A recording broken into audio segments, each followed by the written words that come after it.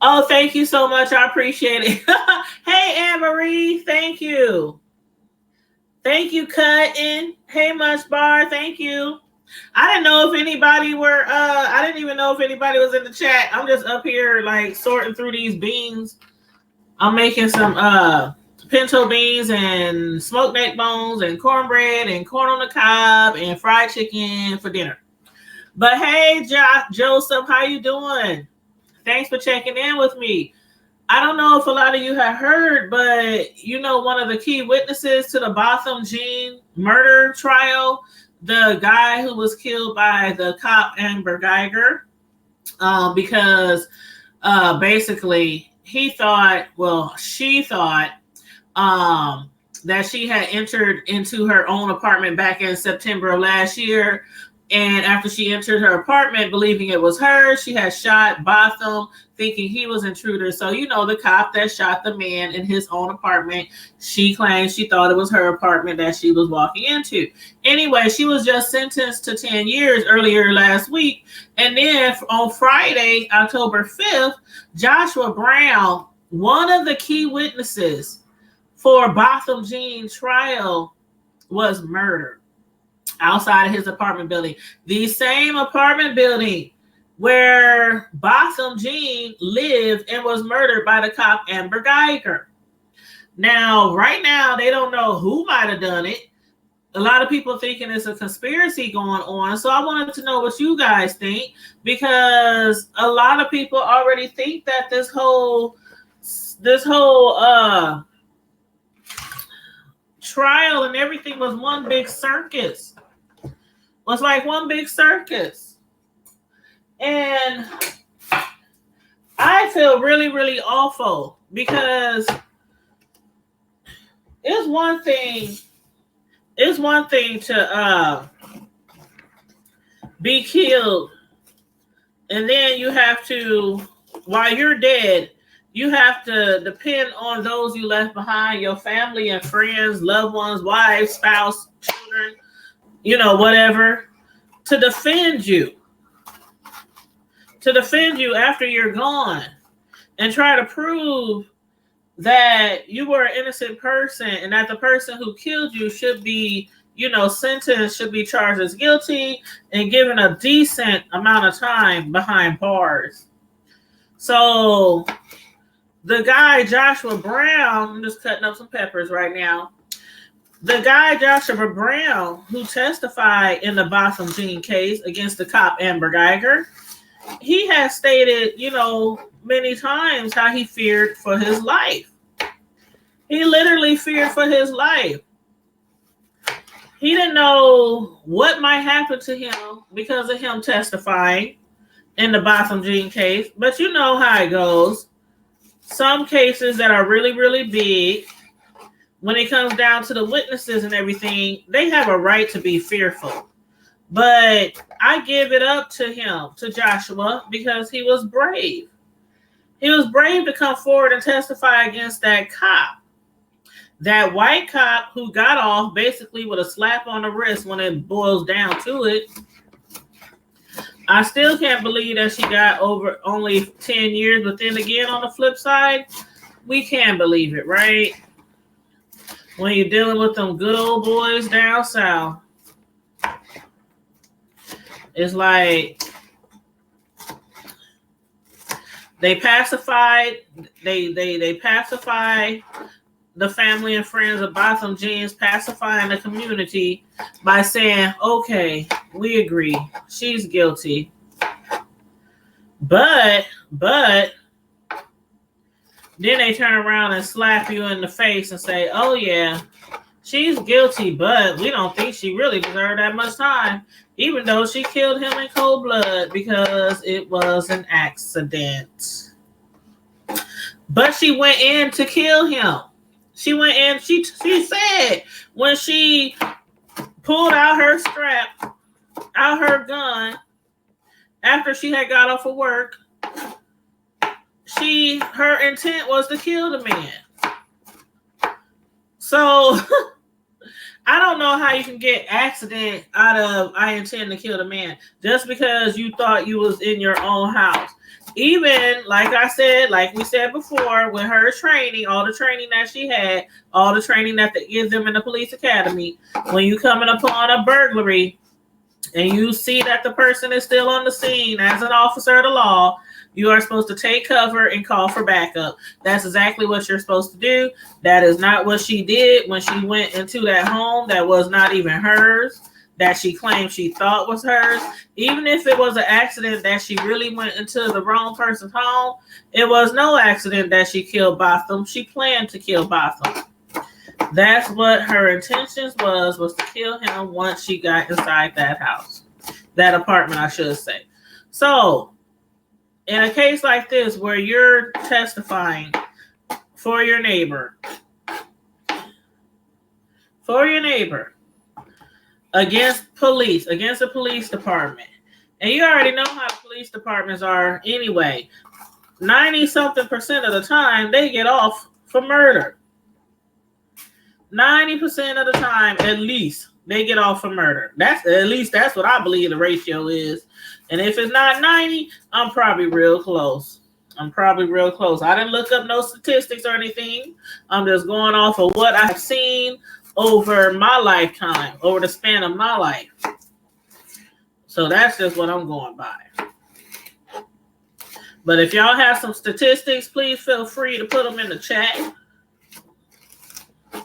But you said it sounds like a setup to you too, and I see. That's really what I believe. That is one big setup.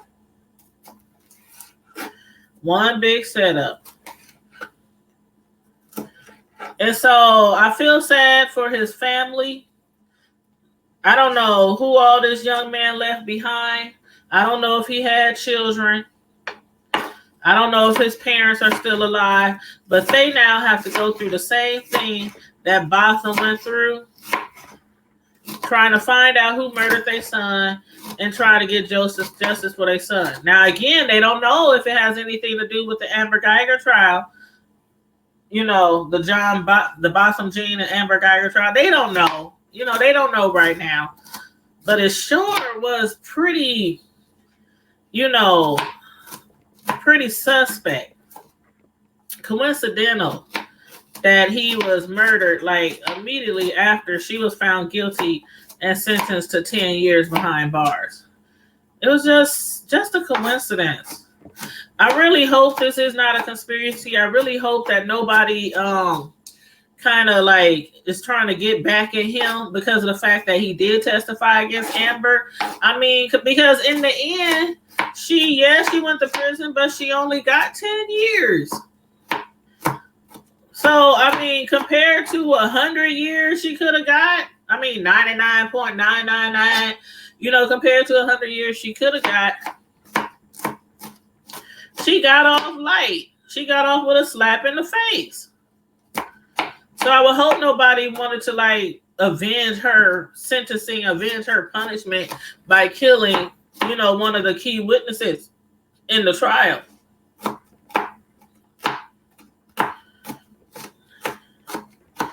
That is so sad. It's just so sad. I don't know. It's stuff like this that happens that makes people not want to testify when they saw something. It's stuff like that. But besides that story, I have been, if you got anything, to add to that, please let me know as far as, Joshua Brown's murder.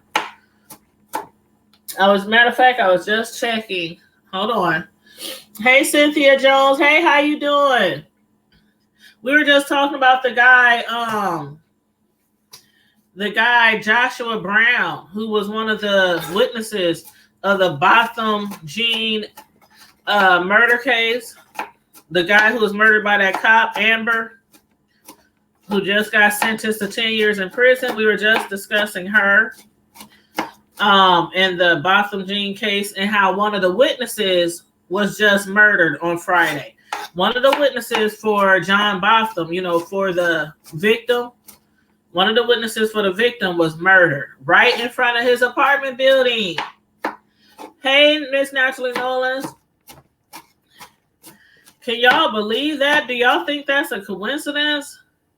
I keep checking the news to find out if it has something to do with the trial, or if this was just,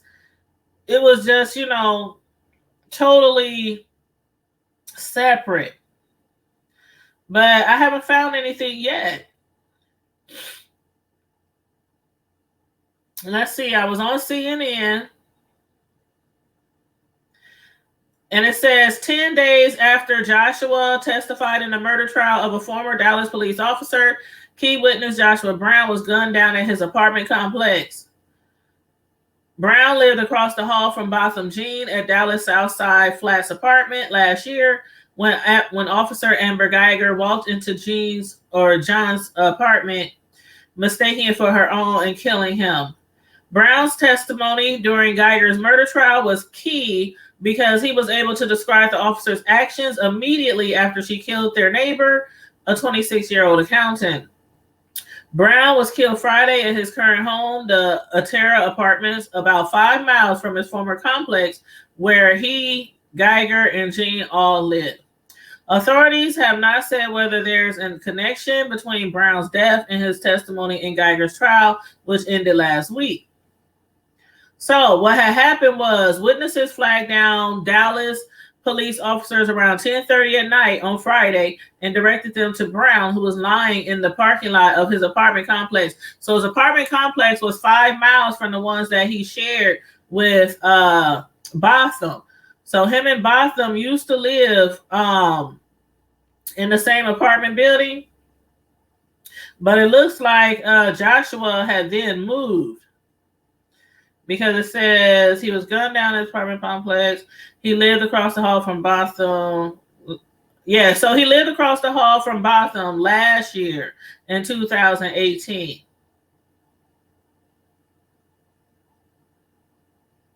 Joshua Brown was killed at his current home, the Atera Apartments, about 5 miles from his former complex. So he doesn't live in the same place where Botham was murdered. He moved since then, like 5 miles away.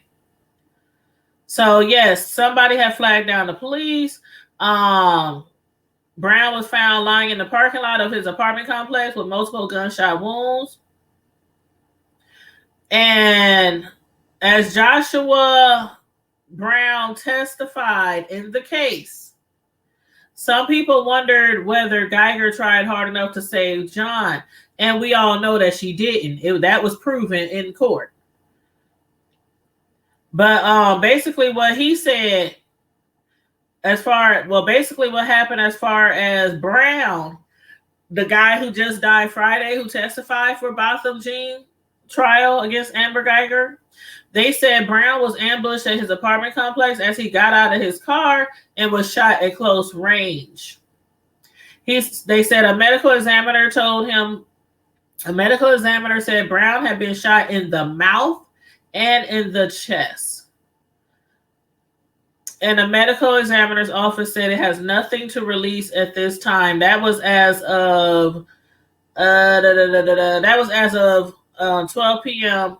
earlier today, Eastern Standard Time. So the medical examiner said they have nothing to release right now. So they probably will have something to release soon.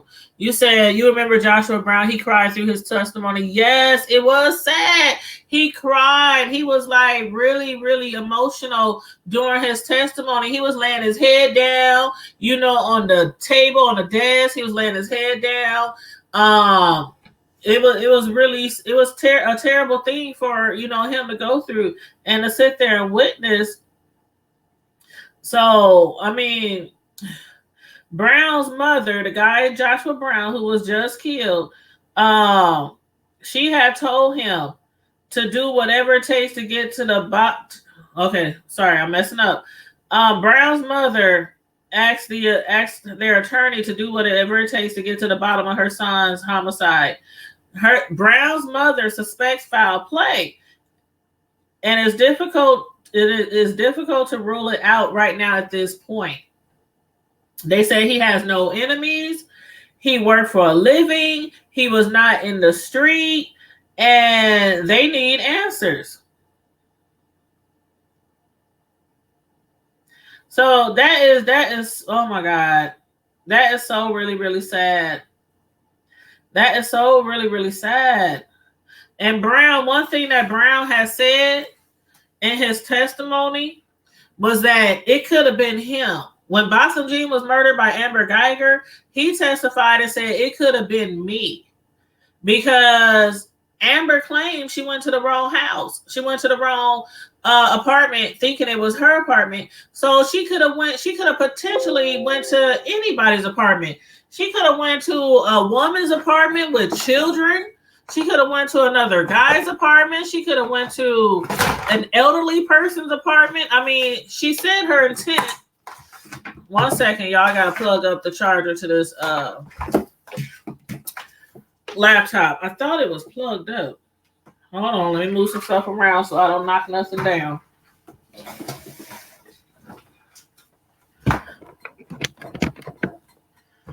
Okay, plug that in. All right, so that's plugged in. Okay, but yeah, she said her intent was to kill who was ever in their apartment. So that's why he was like, it could have been me. He said, Tanya, I just cannot take no more the killing of our people. I can't either, Miss Naturally Noise. It's really bad. It's really bad. It's like, as soon as we think it's getting better, it like starts all over again. It's ridiculous. It's ridiculous. And it's like, people ask, what can we do to fix this problem? You said Attorney Lee Merritt posted that he was shot in the back and the thigh. Really? Wow. Did he just post that? Because this is actually from 12 p.m. Eastern Standard Time. So that was like, 2 hours ago? But I guess CNN could be mistaken. Hey, news reporters get it wrong too. But that is what CNN said. They said he was shot in the mouth and in the chest. But you said a college graduate, science major, former roofer, and currently managed at Airbnbs in different states. Yes. So he was like your average citizen. Work, has family, friends, go to work, don't bother nobody, don't have no enemies, ain't out there stirring up trouble. So, that's why his mother and the attorney is thinking we can't rule out that it has something to do with the Amber Guyger sentencing. Let me put my hold on, y'all. I'm gonna take these peppers off and put them on something so I can cut up my onions.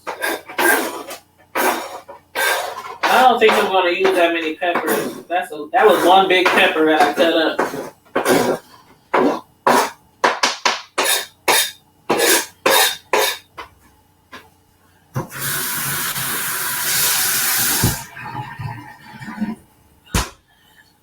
Yeah, that was a big pepper that I cut up. But I don't know. I really hope it don't have nothing to do with Amber Guyger, anybody getting revenge. Because again, this will make people not want to testify. People already don't want to testify in big cases, especially when they involve the people that's supposed to protect and serve.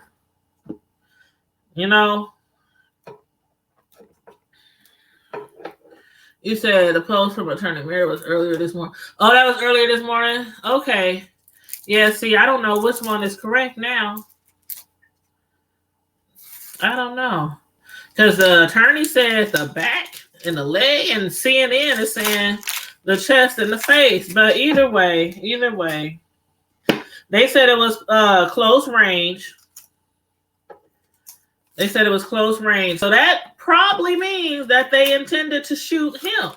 Like it wasn't no mistake or no accident or, something like that. If it wasn't no mistake or no accident and they really intended to kill him, like why? Why did that man have to die? It makes you wonder.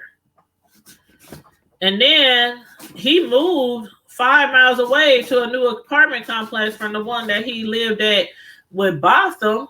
So, I don't know. It's just, the whole thing is just messed up. From the sentencing time to the family feeling like they didn't really get no justice. I mean, besides the brother seems like he got all the justice that he needs, or all the justice that he thinks Botham would want, 10 years early out in 5. Hey, Johnny Mac, you think it was a hit too? Me too. I think it was a hit.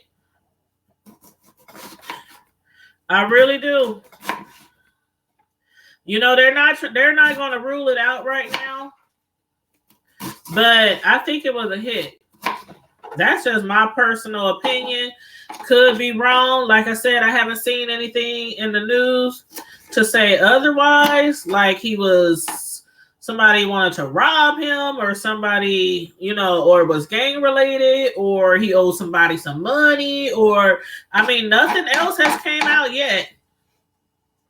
So, and then the medical examiner, they don't have nothing for us yet. My eyes is running because of these onions. Ooh. Whew. But you said it appears to be a hit. Yep. Much love to you, sir. Thank you. Ooh, these onions is tearing me up.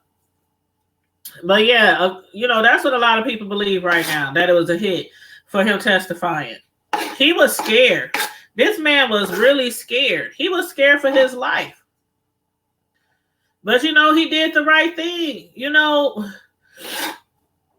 It's like we always say in our community, one of the reasons why, I live in Omaha, Nebraska, and there's a lot of crimes over the years since I was younger. A lot of crimes that happen in our city. A lot of people who've been murdered in our city, since like, I don't know, maybe the 80s. I'm just thinking in my time, in my youth, in my, grown womanhood, there's been a lot of people been murdered in our city over the years. And a lot of the murders happen at times when there is a lot of people around, where you would think somebody would come forward and testify. Somebody will be a witness. Somebody will step up to the plate and be a voice for the deceased. But it doesn't happen all the time. It rarely happens, actually, because people be scared for their life. You said you think Grant needed to do what he did to grieve properly, that poor baby. Oh, yeah, his brother. I'm not saying that I wouldn't forgive somebody that killed my family member. I'm not saying I wouldn't, because I was raised in church to know the importance of forgiveness and, being forgiven by God and, all that kind of stuff. I'm not saying I wouldn't have forgave him, but I don't know. That was a bit much. He didn't just forgive. He wanted to hug her and tell her he don't want her to go to jail. And I'm like, I don't care if I do forgive you for killing my loved one. You going to jail. Oh, that's definitely going to happen. I don't care how great of a person the deceased was and how they probably, would think that they probably shouldn't get a lot of time, but you going to jail. He didn't want her to go to jail at all, but if that's what it takes to bring peace to him, then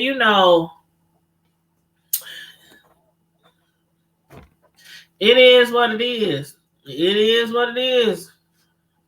But for y'all who just tuning in, I'm making some pinto beans that are already cleaned and washed through. I'm cooking them in the crock pot. Some smoked neck bones and some matter of fact, I think that's enough onions. Some smoked neck bones and some cornbread and some corn on the cob. That's what the boys wanted for dinner. So that's what they're getting for dinner. But yeah, you said forgive is a process. I can forgive, however, I don't have to hug. Exactly. I can forgive. I don't have to hug and kiss you and cry on your shoulder. And I don't have to tell the judge, please don't send them to jail. Please, I forgive them. No, they have to go to jail. They have to get some kind of punishment. She was already let off with a slap on the wrist. Her not going to jail really be not a slap to the face, but a punch to the throat. A punch to the throat if she didn't go to jail. Yeah, it is more for him. But one thing I mentioned before too was I know that the brother was like, Botham, my brother would not he would show compassion, or he would not want her locked up forever. I think he said something like to that extent. And another thing that I said, no matter how sanctified and filled with the Holy Spirit or religious a person is, once they are murdered, I don't care. Like I said, my mother, she's in heaven. She was like the most sanctified person I know in this city. You mention my mama's name and they'll mention how much she would pray for people. She was reading her Bible. She was always at church every single day. If she couldn't go to church at our church, she would go to another church. I mean, she was just so religious. And if she died because of a murder, I know she wouldn't be like, Tanya, just tell them 5 years is good enough. And my mom is the most sweetest, most gentlest. I mean, don't argue, don't fight. I mean, she was like that woman. Like that woman, the woman who people think I did not come from, because I'm totally 365 from my mama. I'm totally a whole 365 from my mama. Sometimes she would look at me and be like, I don't know what did they switch us at birth? Did they like I'm like rah rah rah rah. My mama's like, it'll be okay. Just pray for him. Just pray for him. Give it to God. And I'm like, no, Mom, I'm about to beat that chick to the white meat. Tanya, just think about this. She has always been like so cool-headed and level-headed and never would like get into any altercations or nothing. I would always have to jump in if somebody did something wrong to her, a neighbor, somebody in the grocery store, somebody driving. I'll be the one hanging out the car, cussing up a storm. Tanya, don't do that. But if she was to die, I know for a fact, just because I know my mom, and I know she used to always talk about things that went on in the community and people being killed and the cops and the officers and white versus black, and how she grew up in the South in Mississippi. I know my mother would say, not maybe throw the book, but let's give this lady like 30, 35, something like that. I just think that's what my mom would say. Because if we were murdered and or my brothers or I was murdered, I just know my mom would say, we about to seek the max. We about to see. That's my mom. She might love the Lord and love Jesus and pray and shout around her house all day, every day before she passed away. But I know my mama. So the thing that didn't set right with a lot of people is how the brother is going to say, you have to look at the brother and then you have to look at the others in the family and the friends. Like the brother seemed like he was set in this direction, and the family members, I mean, did you see at the end of the trial, them out there screaming and cussing and going off over that 10-year sentence? The family and friends was going off. And then we have the brother up here, Oh, but I don't want you to go to jail. I mean,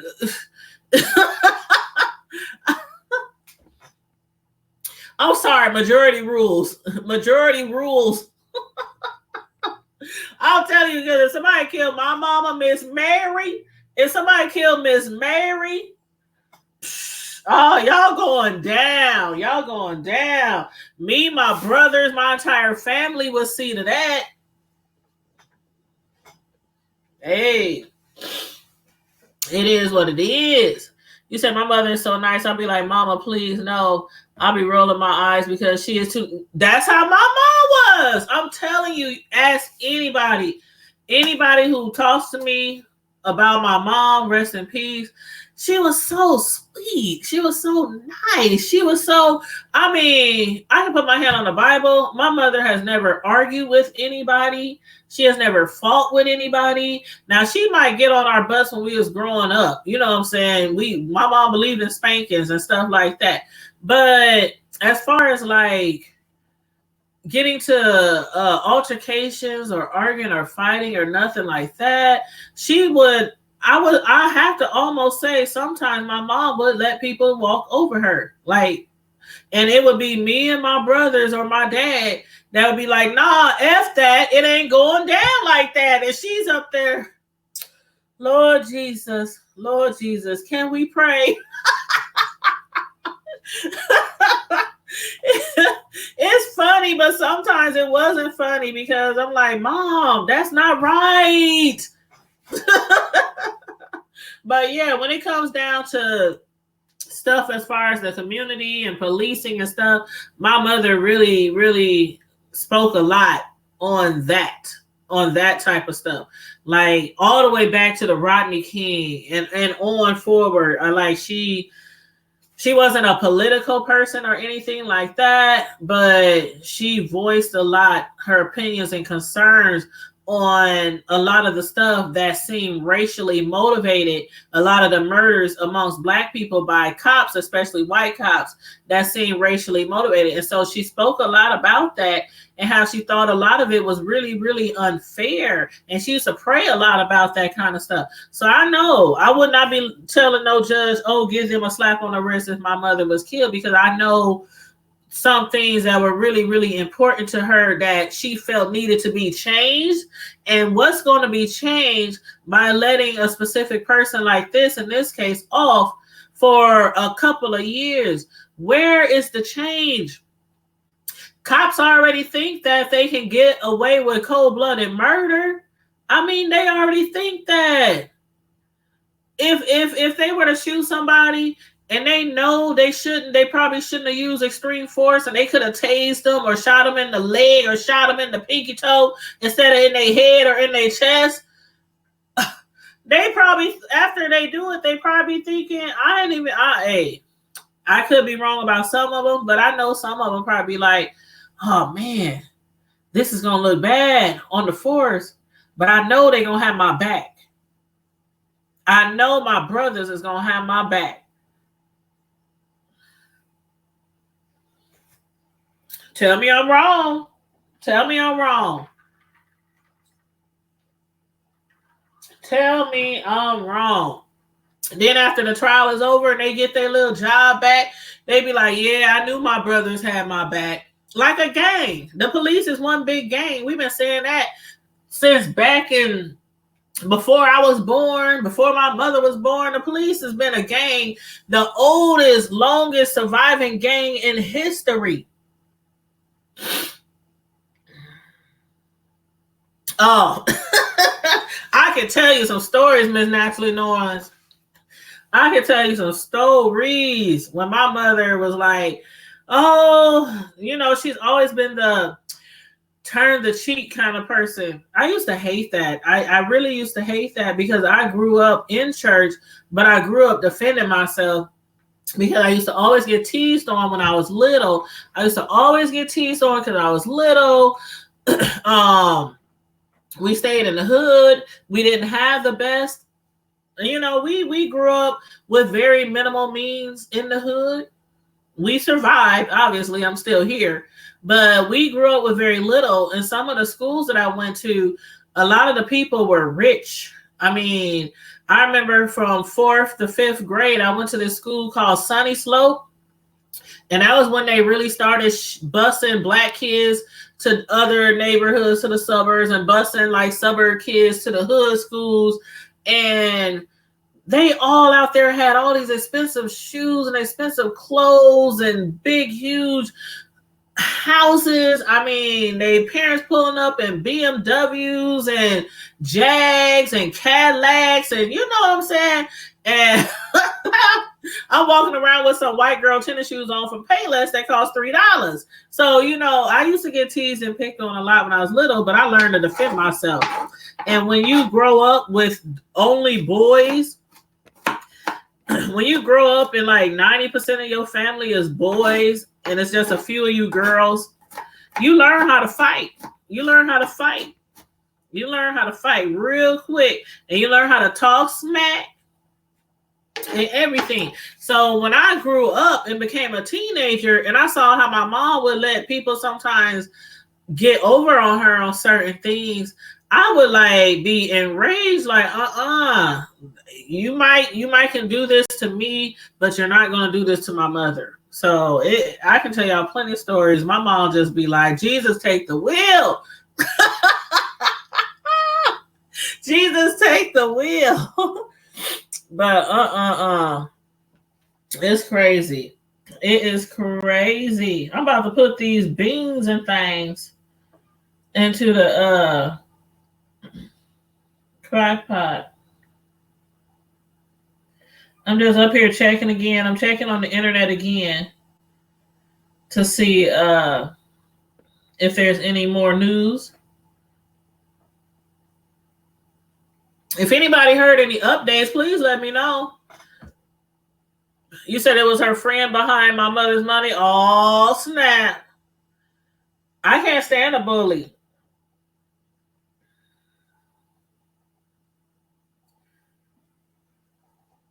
I cannot stand a bully. I cannot stand a bully. I remember one time my son was, oh my God, my oldest son, I think he was like in, I want to say 5th grade. I want to say 5th grade. And there was a guy in his classroom that always messed with him, always teased him. At that time, my son wore glasses. He had, severe asthma. He couldn't play sports because of it. He was a little on the chubby side. And it wasn't like he had low self-esteem or nothing, because he didn't have low self-esteem. But there was just this bully in his classroom that was always bullying the kids. And he would come home and tell me about it. He would be upset. And so, I would go up to the school. I would talk to the teachers, talk to the principal, and it kept going on and on and on and on and on. To the point where my son would come home so angry because, like, my key to them in school, just like my mom's, my mother knew me and my brothers fought a lot when we was growing up in the streets. And the only thing she would say was, I don't want y'all fighting in school. I don't want you to get kicked out of school.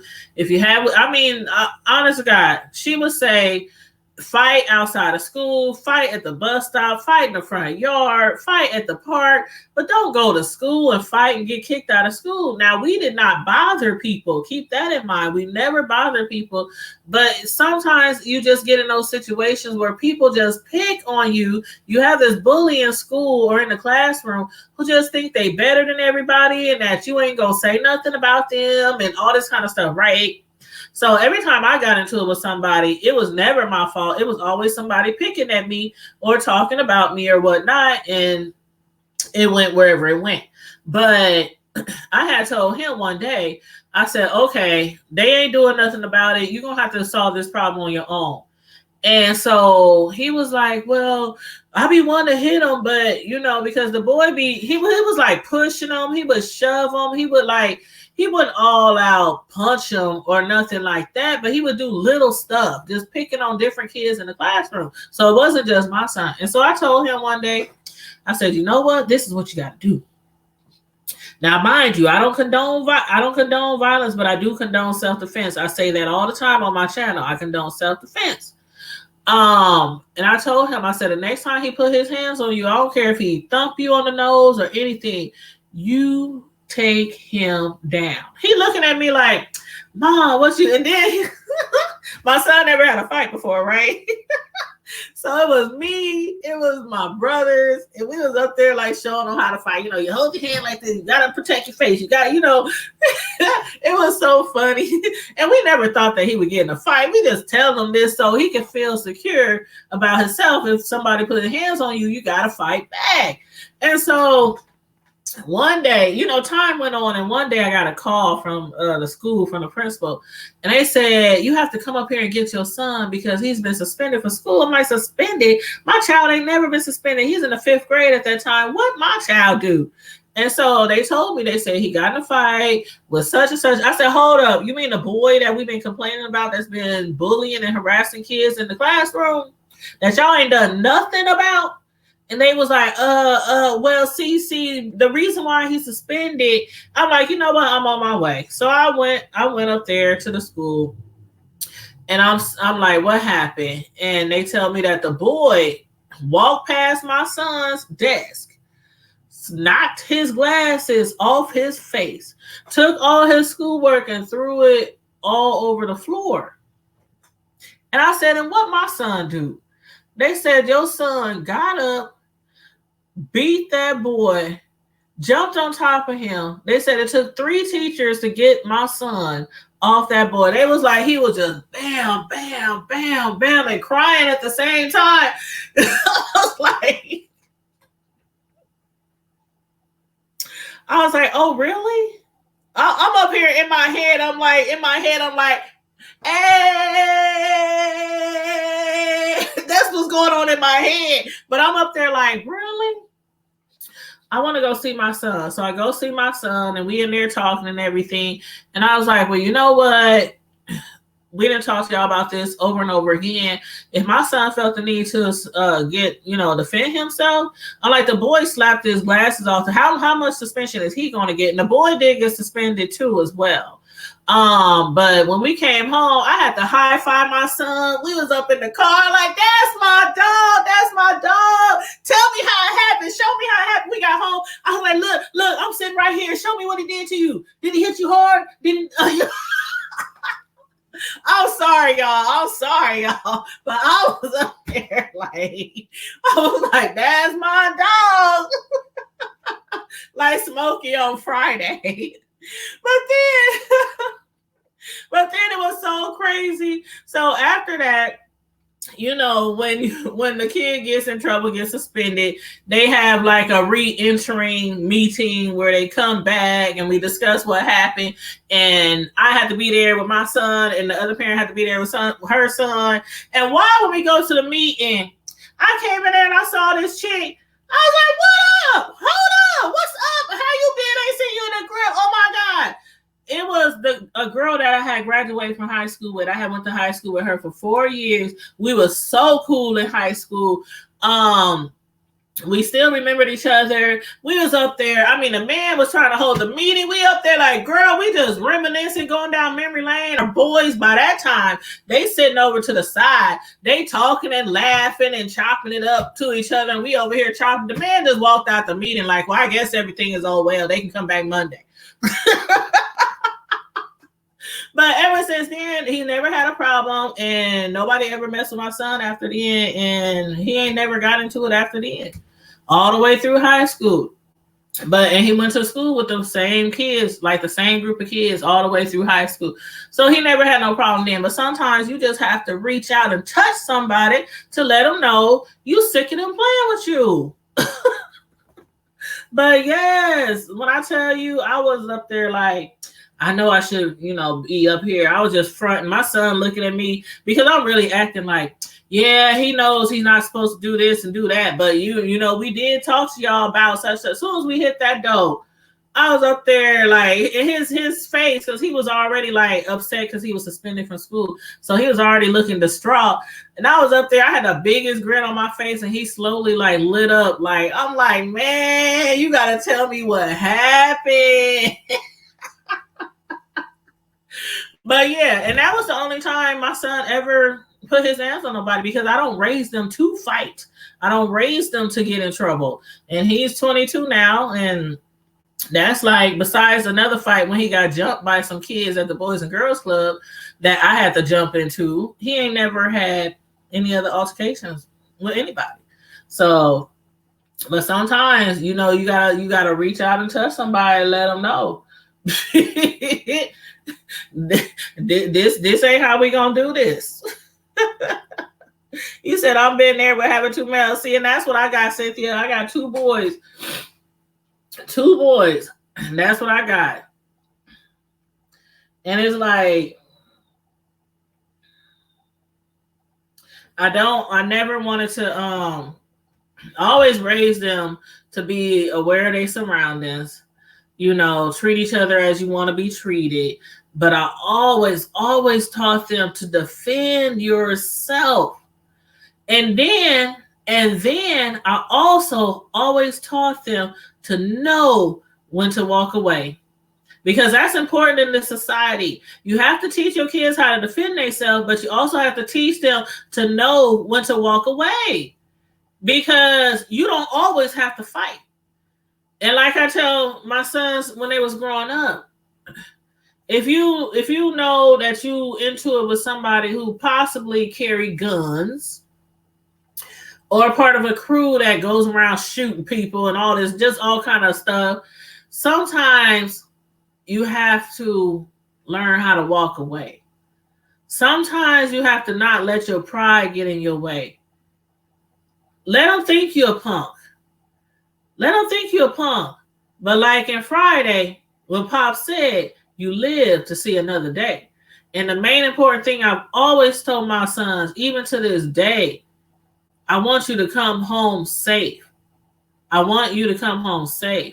Like yesterday, my youngest son got pulled over, and he immediately texted, because me and my sons have a chat on Facebook. We have a chat, and we be in there cutting up, talking about each other, telling each other pick this up from the store, or why you ain't clean your room, or somebody do this or somebody do that. You know, we be in there, you know, they're my sons.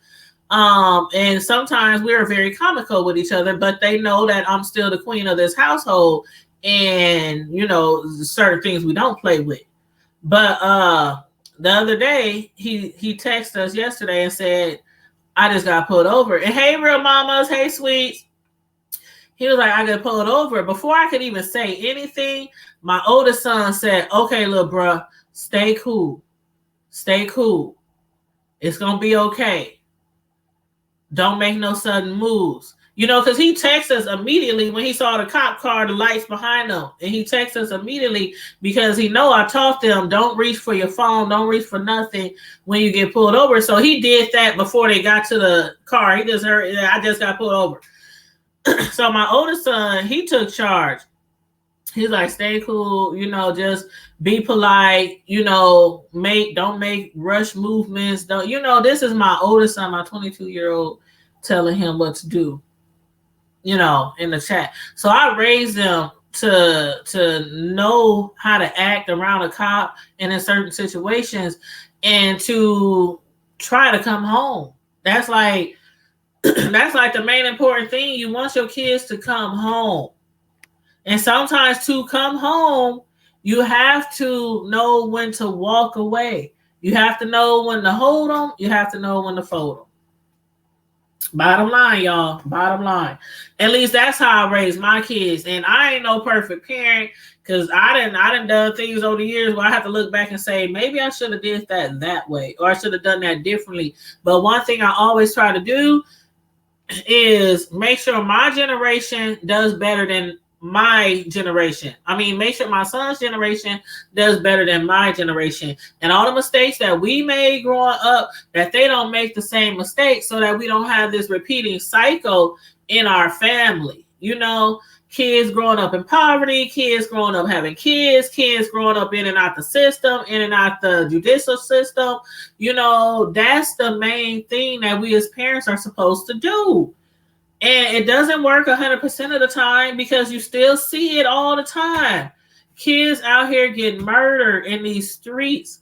Kids who was on the right path, headed to college or in college, great careers, you know, and sometimes it just happens and they get taken out of here. Nothing that you did wrong as a parent, nothing that they did wrong as a child. Sometimes our kids don't make it home. They don't. And it's just the life that we live in. But you have to teach them things to prepare them for certain situations, whether it be in the situation where they're confronted by a police officer or confronted by somebody with a gun or confronted, you know, in a hostile situation. You have to teach your kids these things. You have to teach your kids these things. What you miss? Oh, Candace, we was talking about well, we started talking about the Botham Jean, you know, the guy who was killed by the white cop. One of the key witnesses who lived across from Botham in the apartment building where Botham was murdered by the cop, he was just murdered Friday. He was just murdered Friday at his apartment building. Gunned down right in front of his apartment, close range. It was 2 people in the car. I don't think they found out who did it yet. But people are thinking that it might be a conspiracy. It might have been a setup. It might have been a hit for him testifying against Amber Guyger, against that white cop. So we were just discussing, you know, how people felt about it, what were their thoughts about it. Then somehow we got into other stuff. You know how we do over here. You know how we do over here. Yes, teaching is necessary. And it ain't always easy when it comes with boys. Because boys, like I told y'all the other day, boys are boys to men. When they going from that boys to men stage, they think they know everything. They think they so strong and invincible and can't nobody do anything to them. And, you know, they all right if they in the streets. Mom, I'm going to be good. I'm going to be good. I'm going to be good. You know, that's just their mentality to make a woman, even their mother, feel like they are going to be okay. That's their mentality, to make their girlfriends feel that way, their wives feel that way, their mother feel that way, their grandmother feel that way. That's their mentality. When them boys go from boys to men, their mentality is to make us feel comfortable while they're out there in the streets and to try to not let us worry. That's just their mentality. That's a man. That's a guy, to always want to make us feel safe and make us feel like we don't have to worry about them feeling safe. So that's the problem that I had, as I told y'all before, with boys growing up. They always want to feel tough and strong and, you know, Mom, that ain't gonna happen. Mom, I ain't worried about Mom, you know. But I still tell them, I still talk to them and tell them what they need to know. But somebody had asked me that, when somebody with small boys had asked me what was the hardest thing with raising my sons. And I was like trying to tell them about certain things that could possibly happen to them. That was like the hardest thing with me raising my sons, because of that man, that boy, that, you know, mentality that they can't be messed with. It can be hard to say. Let me put this water in this crock pot.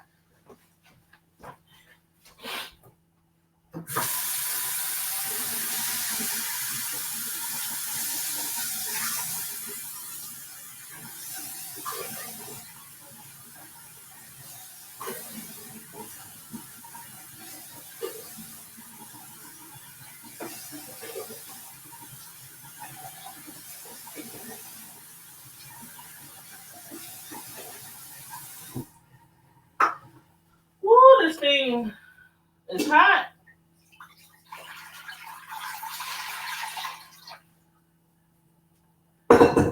Put these beans in here. Again, for y'all who just tuning in, I'm making some pinto beans with some smoked neck bones.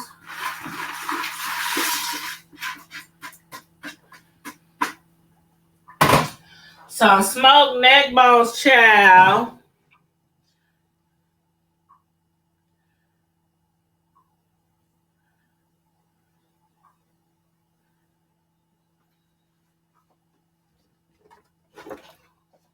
About to put in my onions.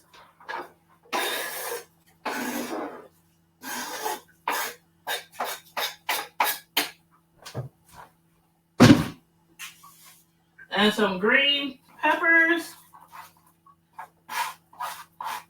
I put in a whole onion. No, I put in a half onion, a half of a big onion, and a half of a big pepper.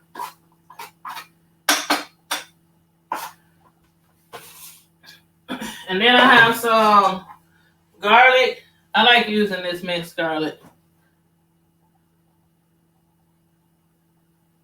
It's called Spice World.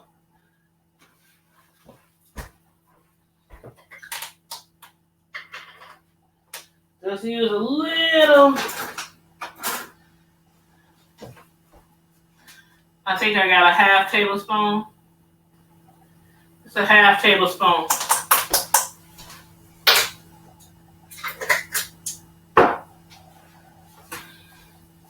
I already washed my ham hocks. These some nice ham hocks too. Can you see them?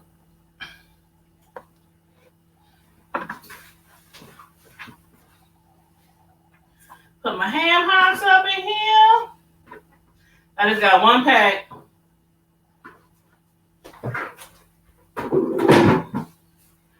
Then I put in like 5 cups of water, and I'm gonna put in 2 cups of some chicken broth.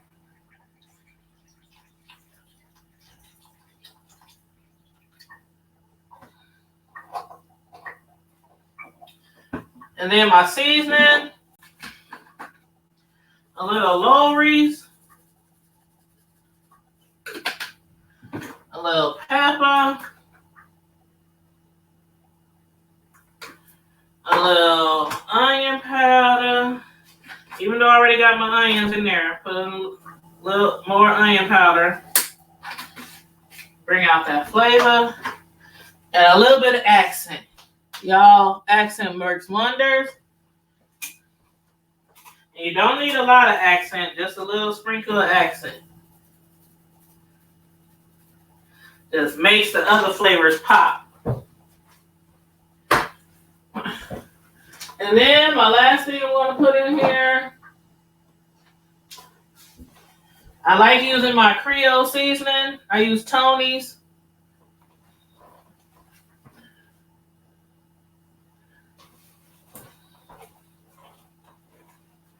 So just a little of that. Then stir it up. Let me get my spoon.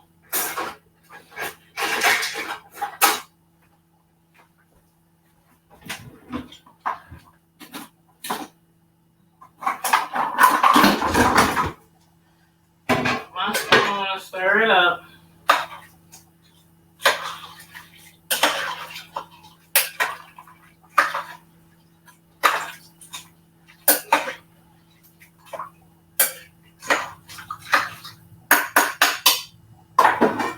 Put the lid on it. And let that bad boy cook, stirring it every so often.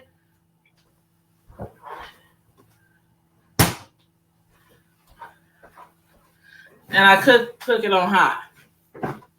Whew. You said where you get them ham hocks? Oh no, I didn't have no ham hocks because I went to Fields. To get some ham hocks, but they didn't have any. So I grabbed the smoked neck bones instead. And then I was like, shoot, should I go to Chubb's? Because I know Chubb's will probably have some ham hocks. But I was like, I would have already been out for a minute. I was like, I'm just gonna grab these smoked neck bones, and it's gonna be what it is. Mm-hmm. It is bean season. Cynthia, you need a plate? I'll save you a plate. Can you look for the post? We can talk about it. My thoughts were out there. You said, can you look for the post? We can talk about it. Huh? What? Hold on. Did I miss something?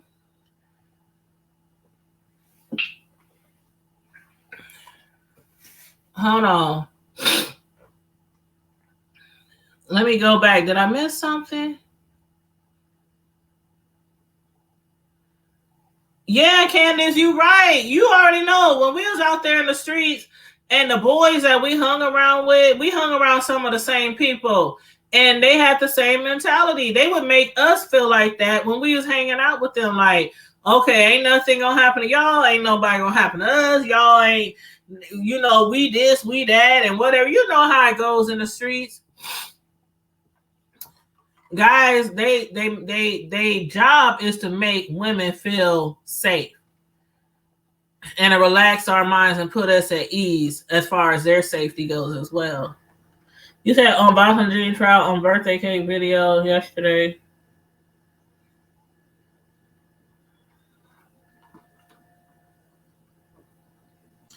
Can you look for the post? Oh God, I'm so confused. You want me to look for the post on the Botham Jean trial on the birthday cake video I did yesterday? You mean the comment that somebody left? The religious comment that somebody left on the post? Is that what you're talking about? But yeah, Candace, I got those smoked neck bones from Fields. I left you a long comment on the video. Okay, hold on. Let me look it up.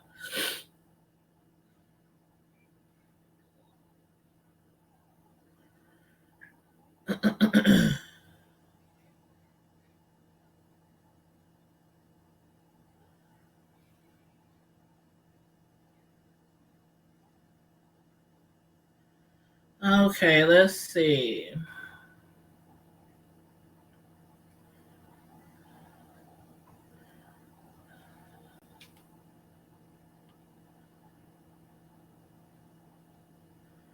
Okay.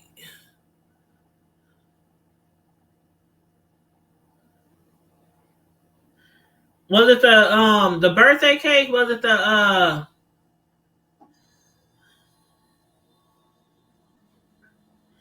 I'm looking at the frozen birthday cake that I decorated live yesterday on here, or the Reese's peanut butter cake that I decorated.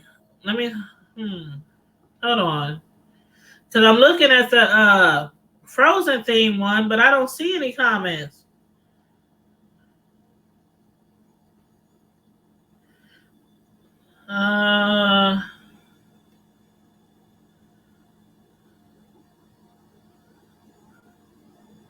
The smash cake. Yeah, I don't see any comment on there.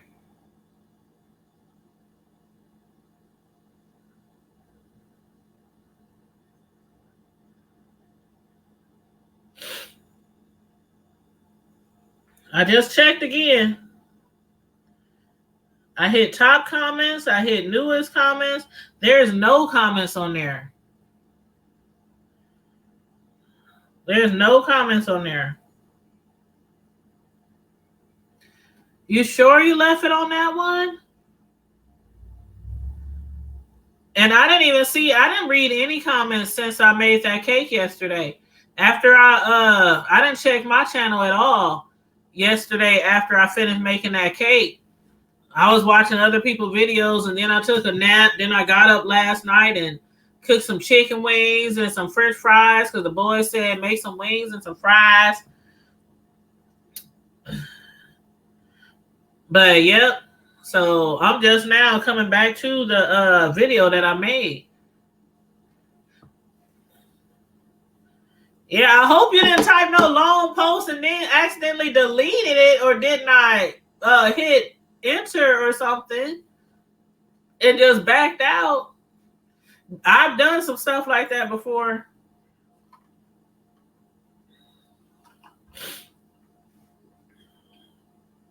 Oh, and they love that cake, by the way.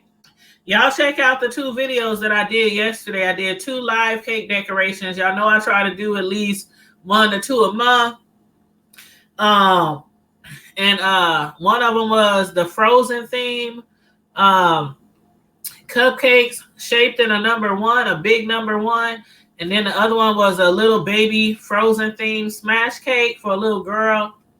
The lady loved it. When she saw the smash cake, she loved it. She was like, oh my God, it's so pretty. And then the other, 2 cakes that I made earlier, one of them I did live, the chocolate Reese's peanut butter cake. I did that one live as well yesterday morning. So make sure y'all check out those. And on both of those videos, we talked a little bit about the case as well, about the Amber Guyger case. Trial.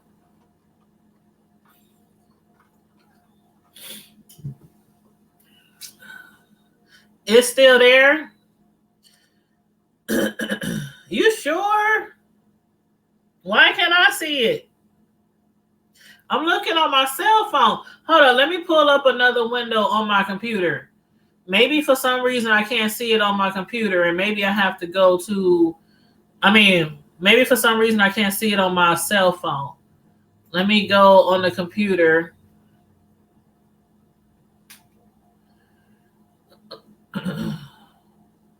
And it was under the smash cake one. Let me see.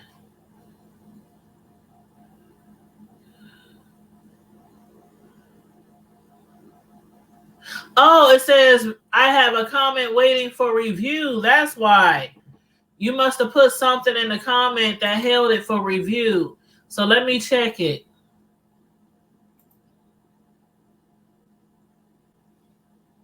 That's why, because I have my page set up where some comments have to be reviewed.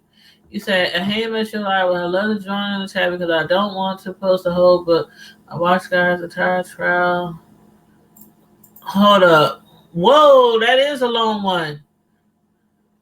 Hold on, let me see. For some reason, it blocked some words. I'm trying to see which words it blocked.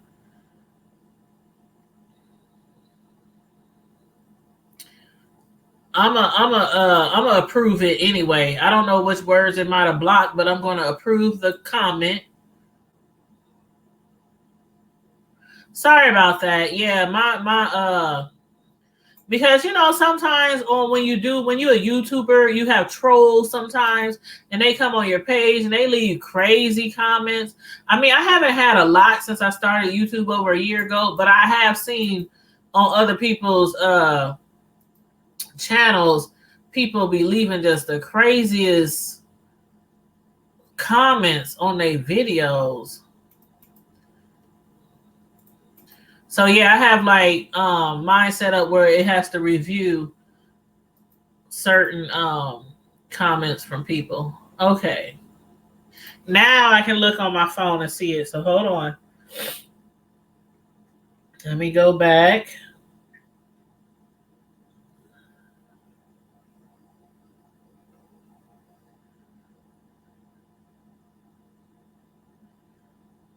Okay, here we go. Okay, do you want me to read it out loud? Is that what you want me to do? Do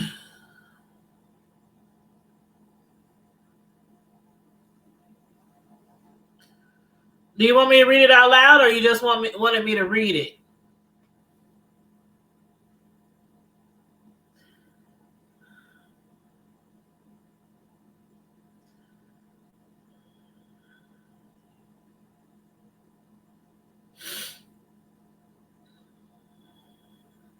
Okay, I'm going to read it out loud then.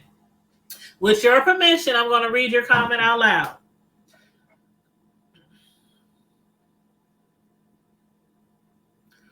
Okay, it says, hey, Tanya, I hate that I missed your live. I would have loved to join in the chat because I didn't want to post a whole book. Laugh out loud. I watched Guyger's entire trial. Texas judiciary system and sentencing guidelines are so different from my home state. You brought up a lot of interesting questions. Had she been charged and convicted with first degree or felony murder in Michigan, she would have gotten life with no parole. What was different in Texas, Guyger was convicted and sentenced by a jury of her peers and not by the state guidelines and a scoring process. That's right. She did have a choice. She had a choice to have a jury or to have a decision made by a judge, and she chose the jury of her peers. You said I was disappointed in a 10-year sentence. In 5 years, she'll be eligible to go before the parole board and possibly given an out date. I feel as though she should have been sentenced to life. I believe that Judge Tammy Kemp ran her court in the trial by the book as to not have the case go before the appellate court, find errors, and be thrown out or retried. Now that security risks at the end with allowing the brother and criminal embrace, the trial was very emotional, and Judge Kemp was also in tears at Brandt's victim impact statement. And then in parentheses, you put, I can hardly contain my tears. Attorneys were also crying. She may have to talk to a chief judge and police about the decision, but I don't feel that she should be disbarred or sanctioned for granting a request by an 18-year-old victim. By an 18-year-old victim. I think that he needed that in order to properly grieve and move forward. The family had testified to Brandt being extremely quiet and almost withdrawn. He shocked the court and the world with his forgiveness and request. The Giants' Christianity and viewpoint is different than a lot of ours. Those young jurors, Guyger's peers, did not weigh heavily or consider those racist posts to social media or her sexting or deleted texts by her and her married police partner, lover at all. That may have been because young folk view social media, adultery, and racism much differently than older folks. I do agree. And then Cynthia went on to say, shaking my head, an atheist group filed the complaint against Judge Kemp. Also, it's not uncommon for a police department or associate to endorse a judge for election or re-election. Judge Kemp is on her second term as judge after 2 decades as a prosecutor. My prayers are with the Jean family and Judge Kemp. Tanya, sorry for the long comment. I'm a talker. Laugh out loud. The cake and cupcakes are beautiful. Let me like and heart your comment. I'm so mad. I'm just now seeing your comment, and I apologize that it was held under review. Again, I just read the comment, and I still don't see why YouTube put it under review for me to approve. So I still don't know, but I totally agree with you. I think personally, if she would not have chosen to have a jury and it would have been the decision made by the judge, I honestly don't even know, because with the judge showing her so much compassion and emotions on the 10-year sentence, I mean, what do y'all think would have happened if it was left to the judge? I don't know. But then I also see what you're saying, Cynthia, about the social media, and kids do not see infidelity or disloyalty or, cheating on your spouse and all that kind of stuff, especially sexting. I mean, this is the generation for sexting. Kids do that stuff all the time. I don't know how many times I got to tell my kids, make sure y'all don't be sending videos and stuff like that, because that is illegal. I mean, as far as I know, they haven't done it, but you never know. And, you have to tell your kids that you might have a girlfriend and you want to send a picture or some videos of you doing something, whatever, or, taking pictures and stuff. That's illegal, but kids don't look at it that way. They don't look at it that way. I'm glad that the jury had to decide, because at least they got a conviction and at least they got 10 years out of her. But then check this out. Do you think that if it was determined that the Judge Kemp did some kind of misconduct by what she did to Amber Guyger at the end of the trial, do you think they would try to throw the case and retry the case? Or you think Amber is just going to sit on that 10 and do that dime? It is norm in high school now. It's so norm. I mean, how many kids you see on social media? And that's why a lot of kids in my family might send me a Facebook request and I'll deny it. Not because I don't love them or I don't want to see their day-to-day life and all that. I see them on holidays, birthdays, reunions, how it is with your family, or just to go over and hang out, But some of the stuff they put on social media, I'd be like, I'd rather not. And I didn't have to delete young people in my family from my social media, from my Facebook, because if it wasn't always cussing, this be this, da da da, I'm gonna do this, da da da da, or they showing pictures, half dressed or looking seductive, or I'm like, I don't want to see my little niece and nephews doing all that kind of stuff on their Facebook page, so I'll delete them. But they probably like, Auntie Tanya, she don't want to be my Facebook friend. It ain't even about that. It ain't even about that. I still love you. I know some of y'all watch me too. Some of my nieces and nephews watch me on YouTube.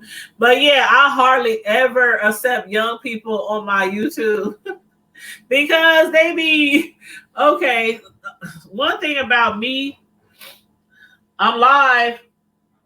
Okay, I'm just making sure you fully dressed when you come through here. Yeah, you ain't got no shirt on. You better put a shirt on, son. I don't want all these women folk up in here gawking at your chestises. But what was I saying? Oh, I know me, and my mouth can get vile at certain times. I'm not gonna deny that. But when I'm on social media like Facebook, IG, Twitter, YouTube, I try to keep that at a minimum. Like, I've been on YouTube for over a year, and not one person can say that I came over here and my mouth was just ratchet. Just ratchet. Now, I can cuss you out 5 days from Sunday. I can make up new cuss words in a heartbeat. I can go from 0 to 1 million in 2.5 seconds.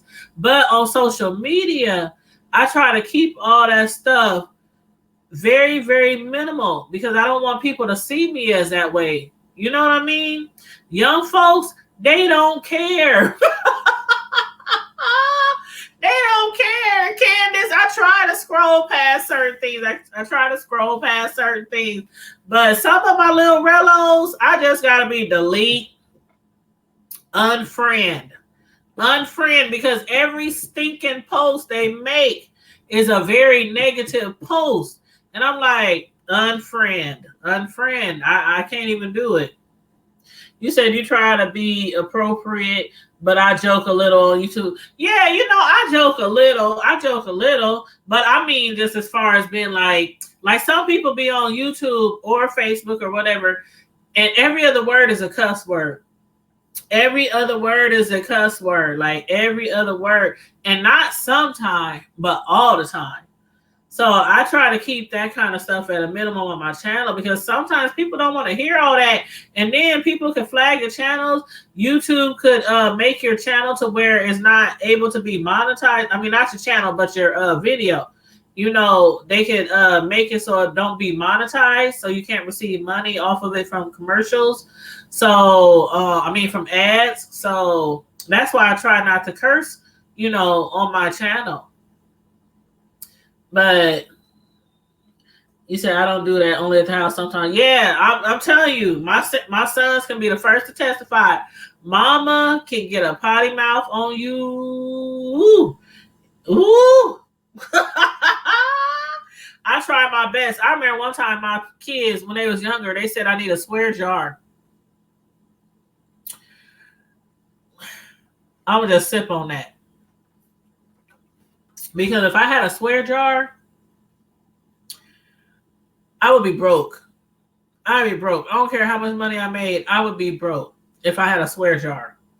If I had to put money in a jar every time I curse, and mind you, I don't curse all the time, but when I do curse, when I get taken to that level, when I do curse, you might hear 1,000,001 curse words in one little segment.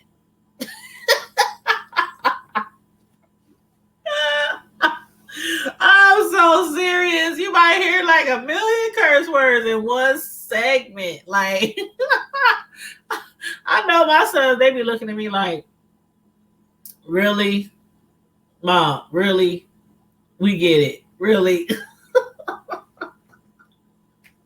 Oh, when they used to get in trouble in school when they was younger, they weren't really, really bad kids, but sometimes, they kids. Kids do stuff. Kids get in trouble every now and then at school. And sometimes if it was for homework or if it was something so minor, I would like flip out. They'd be like, Mom, why you flipping out? I'm like, because y'all do not understand that doing your homework and turning your homework on time, like, why turn your homework? Okay, this one used to get me, my youngest son, and if he's watching, I don't care. But my youngest son, he used to turn in his homework late all the time, but he would have it done. It would be done. I'll be like, where is the because ours is called parent portal. I don't know what they call them in your city or your state, but in our school district, we have a website where we can log in, pay the school lunch, and all that. Look at the grades, comments from the teachers, all that. And I would go on there like once a week when they were in high school or junior high, whatever, and I would look up their grades and see if they're missing any homework, and they will tell you. I'll be on there like, the teacher said this is missing. No, Mom, I turned it in. They just probably haven't graded it yet. Okay, it better be graded in 2 days. And they be like, how you gonna tell me the teacher better grade it in 2 days or I'm in trouble? I'm like, but I was on it with their homework. If I wasn't on nothing else with my kids, I was on it with their schoolwork. And he used to do his schoolwork, but would leave it at home or leave it in a folder in his book bag, leave it in the locker. And it would say on the parent portal that it was missing. So I would flip the script like, where is this homework? Why you ain't doing your homework? The teacher said right here. I'm showing him the phone or showing him the internet. Right here. You're missing homework. You know that movie? What's that movie? No more wire hangers. I'm up here like, no more missing homework. And they be like, Mom, I did the homework. I just didn't turn it in. Okay, so you didn't turn your homework in. So that's going to be like certain many points off your grade every day that you don't turn your homework in. Why you just don't turn it in if it's done? So yeah, that was like the thing. I don't know. And I hear that a lot from other parents who have boys. That was like one of the main issues they had with their kids in school. The homework. Like, it wasn't like they were dumb or didn't understand it. They would just like turn homework in late all the time. Oh my God. You said I can cuss, but I don't want my character to show that. But exactly, Cynthia. Bingo. But people know me personally. They be like, oh yeah, Tanya, she's nice. She's one of the sweetest people you ever meet. She's loving, she's caring, but she will cuss you out like a sailor if you get on her bad side. Candace said, I feel Cynthia 100%. Also on the public note, and I've actually had a relative of mine tell me before I need to speak my mind on the book. For example, if I spoke my mind most of the time on here, none of my videos would probably be monetized. And that's just the truth. You like, nah, because I have too many pastors. And thank you. Like on my social media, Candace, you had commented on my pastor's comment the other day, Pastor Eugene, and I was like, I'm not pastor. I'm Facebook friends with my pastor and his wife and a lot of other people in the church. A lot of people in the church, excuse me, a lot of them friended me on Facebook because I'm known as one of the cake ladies in our city because I decorate custom design cakes. And so some of the people in my church have ordered cakes from me. Matter of fact, I'm doing a surprise party cake in a few weeks for somebody at the church. But I do like, cake for my pastor and their family and their kids and other people in the church, and for benefits, for fundraisers, for, stuff like that for the church. And so that's why a lot of them have friended me on Facebook. And so I know sometimes with your social media, some people feel like, well, this is my platform. This is my Facebook, my IG, my Twitter, my YouTube, and I'm going to be me, and I don't care about nobody else. But sometimes, in order for you to not offend people in certain positions, you have to tone it down.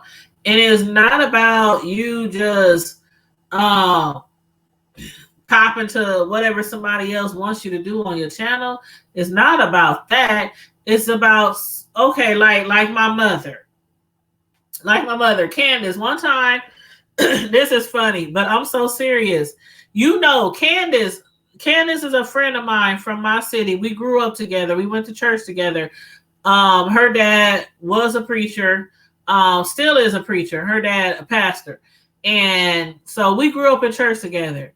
So Candace can testify to some of the things I'll be talking about us in the streets or us being in the church or, different things that we went through growing up.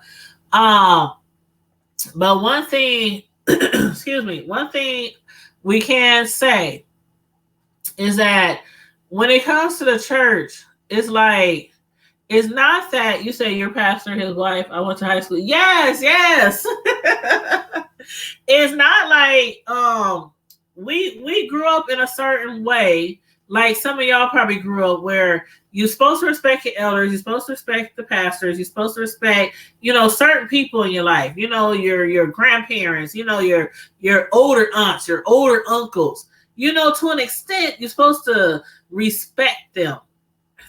So they might know, like, especially if you come and talk about your pastors and whatnot, they might not know that you 100% darn near walking on water like Jesus was. You may not be that saved, that religious and that spirit based and that faith based, but it's just certain things. Like, I'm not going to get on my Facebook and just them mofos and F them and and I know my pastor might scroll past my page because I'm like, you still have to be a little bit tactful sometimes. A little bit tactful.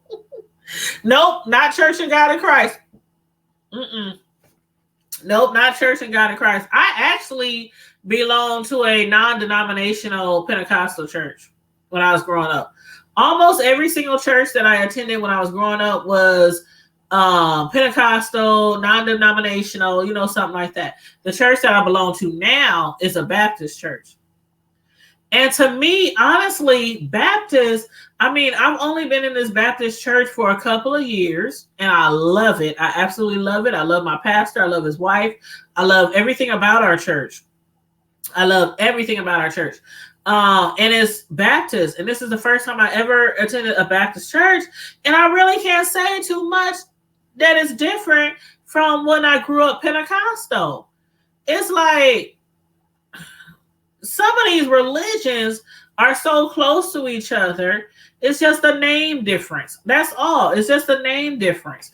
And when I was growing up, like, I would hear people talk about Baptist churches, Baptist churches, Baptist churches, this, Baptist churches, that, and I'm sure some people, when they grow up, they would talk about Christian, Pentecostal, Koji, what's the other one? I can't think off the top of my head the other religion I'm thinking of. But I'm like, Pat, I've been in this Baptist church for I've been a member for 2 years. I actually visited the church off and on throughout a year. And then I joined a year later. And then, so I've been there literally for 3 years. But it's like Baptist, it's to me, so far as I can tell, really no different than the Pentecostal church I go. I know one thing about Koji churches. People used to tell me all the time, Koji churches, they don't like the women wearing a lot of makeup and nails and all these, designs on their nails and all this kind of stuff. I don't know how true that is, but one time I went to a church and it was Koji. And I swear to God, I was the only woman in there with blush on. I mean, I blushed with eyeshadow on. I was like, I had my eyes was turned up, not overdone, but they was cute. I had my makeup on, I had my lipstick, I had my eyeliner, mascara, my eyeshadow. I was looking real cute. And I walked in there and it was like none of the ladies, like most of them only had on like Carmex or lip gloss. So I was like, is it true that Kojic women are not allowed to be really expressive with their makeup and with nails? Like, I didn't really see women in there with tips or, designs on their nails or nothing like that. I don't know. It was kind of weird. It was kind of weird. You said apostolic. That's old school. Kojic wears everything now. Really, Cynthia? Thanks for clarifying that. Because I mean, this was probably about,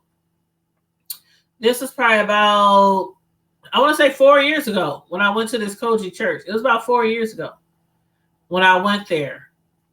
And it was like the first time I've ever been to a Church of God in Christ.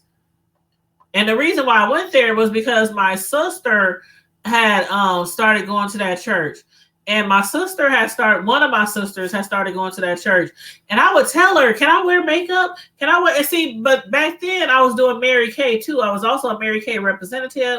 And I would do Mary Kay. And I would have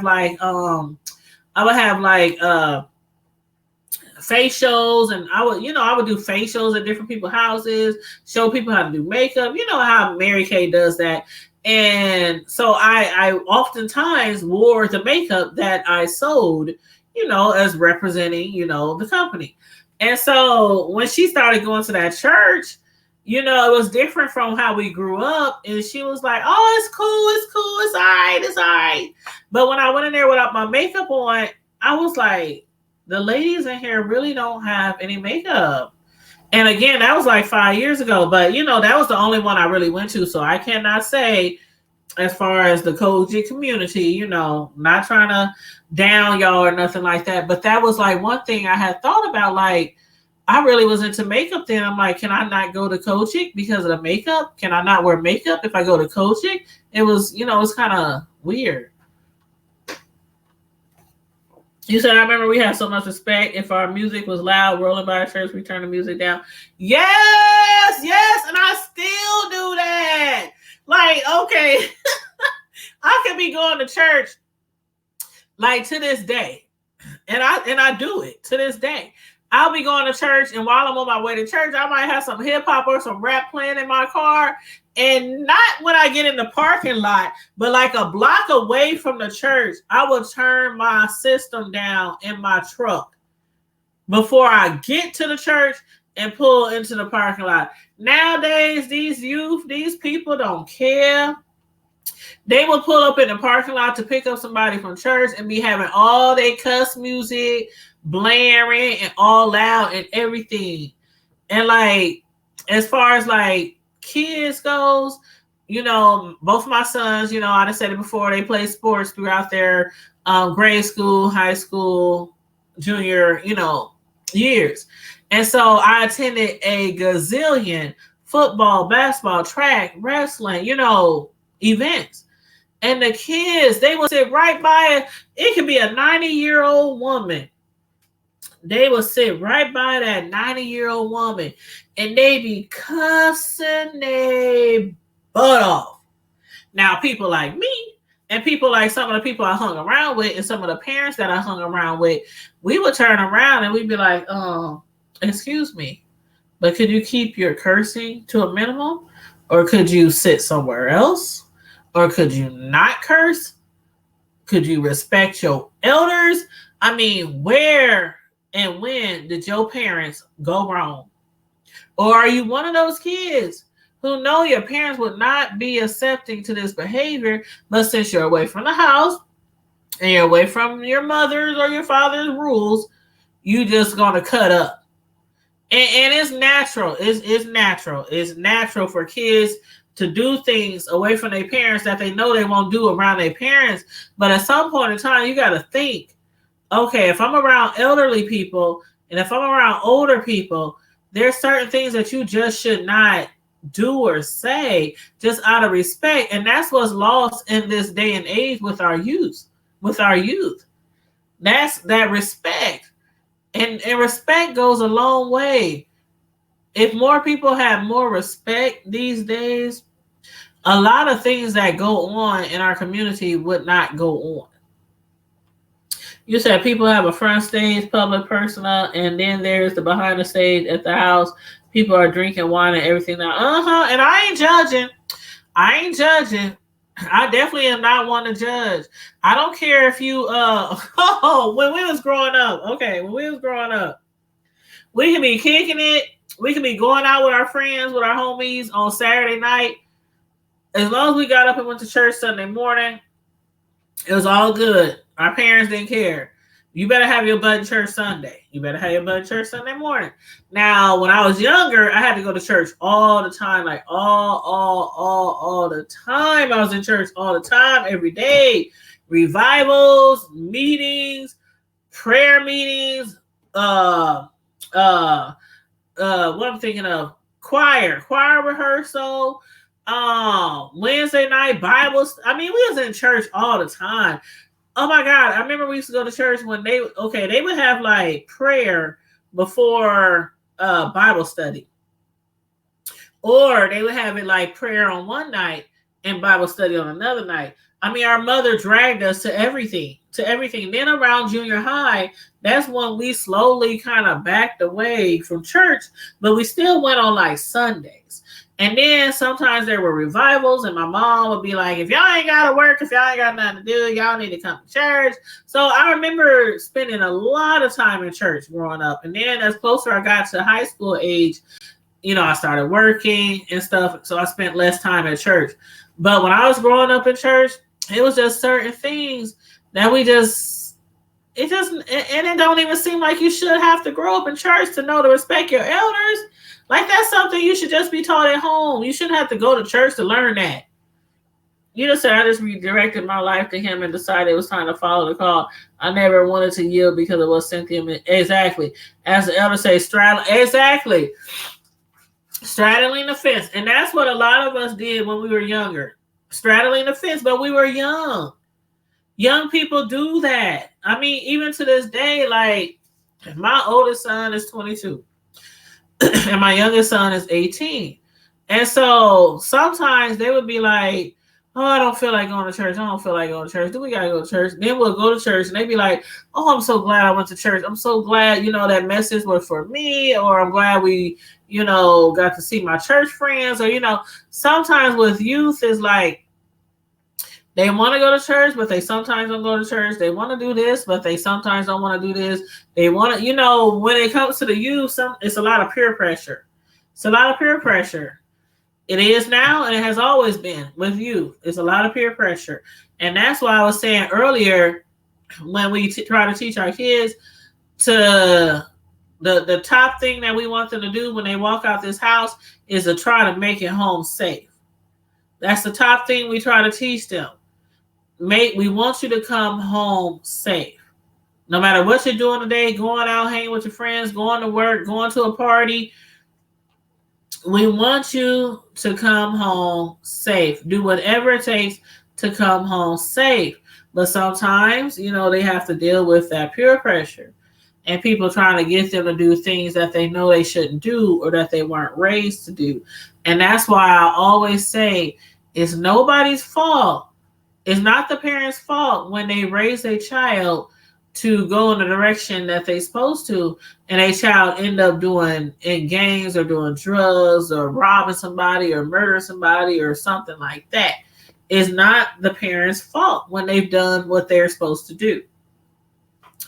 But you said, right, Candace, starting the fence is what I'm seeing from church folks. I don't play with spirituality. Amen. But then you have to remember, nobody's perfect. And sometimes people don't necessarily intend on straddling the fence. Some people fall short. And I ain't trying to preach here because I ain't no preacher. I might have grew up in church, but I'm far from a preacher. But I don't judge people. I don't judge people. Like back in the day, you would see people go out Saturday, come in Sunday, and it wasn't because they didn't believe in God. It wasn't because they, I mean, they would come in, pay their tithes, all that, come back for evening service, you know, and you might see them through the week. Bible study, prayer meeting, choir rehearsal, and then on Saturday night they might want to go out and get their boogie on. I don't judge people, never have, for certain things like that. You know, I basically this the way I choose to do, and that's to look at my own self and look at my own life and try to live the best life that I can in the best way that I can. You said, now remind you, this is recent. I was just sipping, but when I say he just recently got me right together, now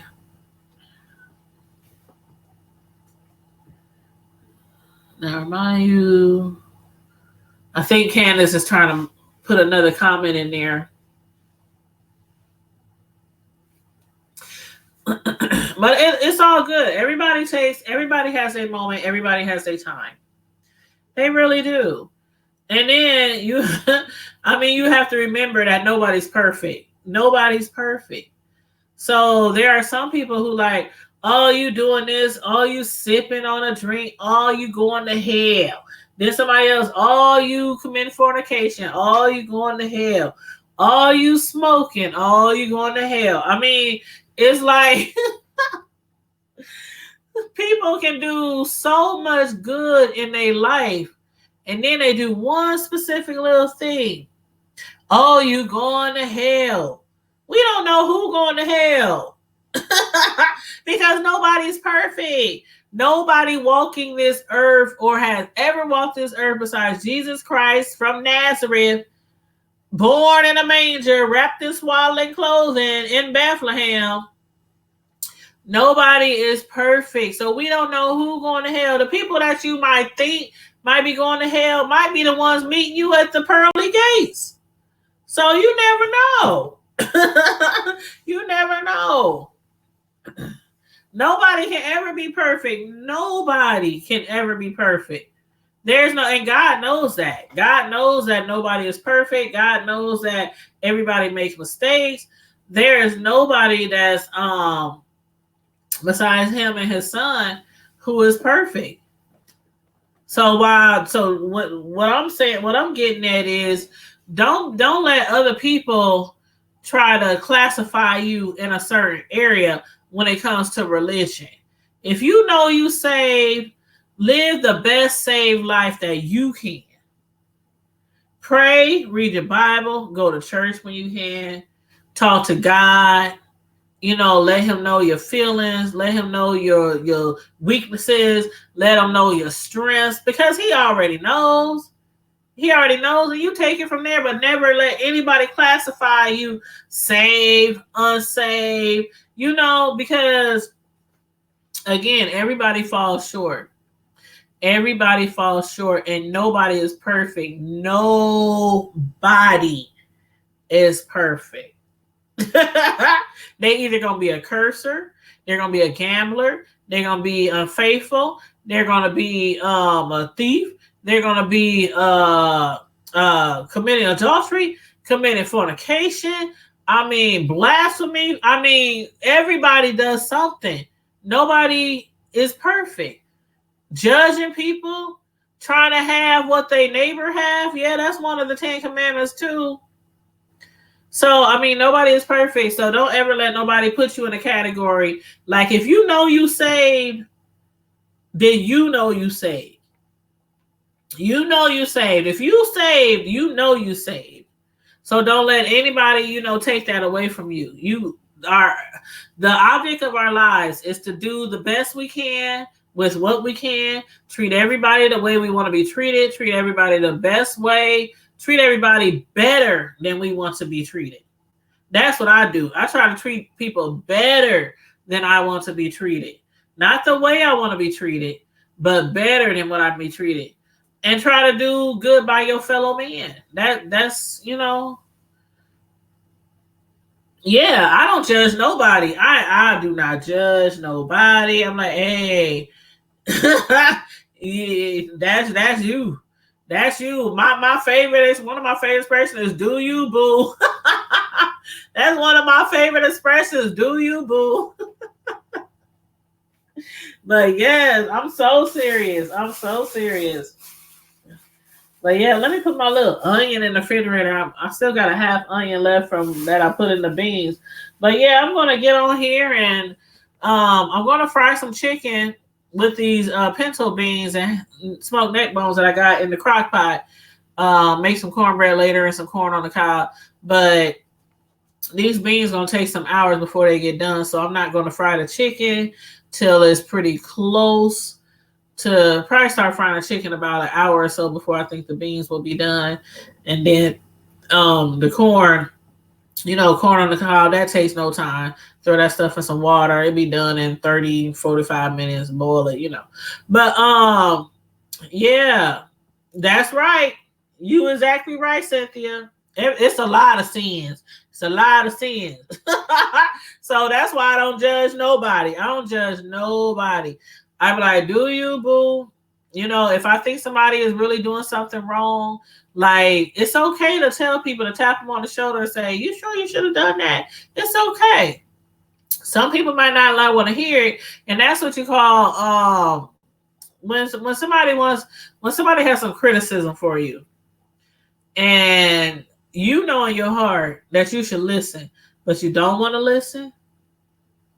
It's okay to listen. It's okay to learn.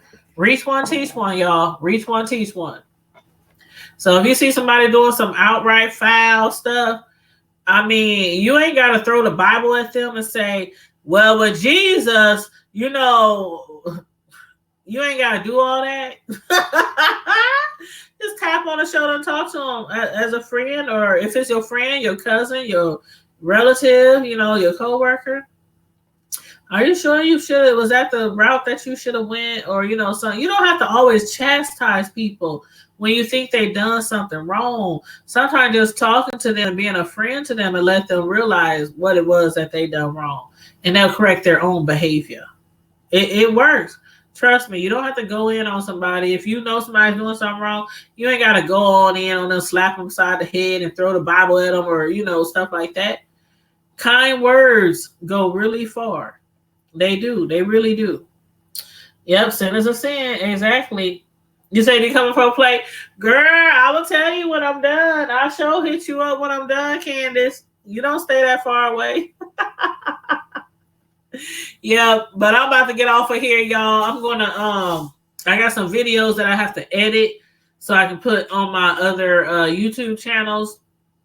Excuse me. Y'all know I have a cake decorating YouTube channel. So sometimes when I do cake decorating on this channel, while I'm giving commentary to you guys at the same time, I'll take that video and I'll upload it on my YouTube cake decorating channel. So make sure you guys are subscribed to my other channels, Tanya's Delight Slice by Slice, which is my cake decorating channel, and also The Hood Table, DA space HOOD space TABLE, The Hood Table. That's my other YouTube channel. And all my platforms are on Twitter, IG, Facebook. You can find me on there as well if you need to contact me at any time. And also, as far as this channel, Tanya's Primetime TV, especially if you're in Omaha, if there are any news that you can use, think we can use, or any upcoming events, or a story or a topic you want me to speak about on my channel, feel free to inbox me on Facebook, Tanya's Primetime TV, or you can IG me, Tanya's Primetime TV, or you can email me at Tanya's Primetime TV at outlook.com. You said just playing, laugh, girl. I'm on this homework. Have a great evening. Yes, everybody have a great evening. And in the meantime and in between time, Primetime Squad, stay safe, be blessed, and I'm out. Deuces. Have a great day, everyone. Bye, Cynthia. Bye, Candace. Bye, Real Mamas. Who else was actually talking in the chat? Let me go back up. I know Johnny Mac, I think he already dipped out earlier. I just want to make sure I say mention, show recognition to everybody. Real Mamas, Miss Naturally Nolans. Thanks to everybody who was chopping it up with me in the chat. Thanks for everybody who was watching and tuning in. And you guys have a wonderful Sunday. Be blessed.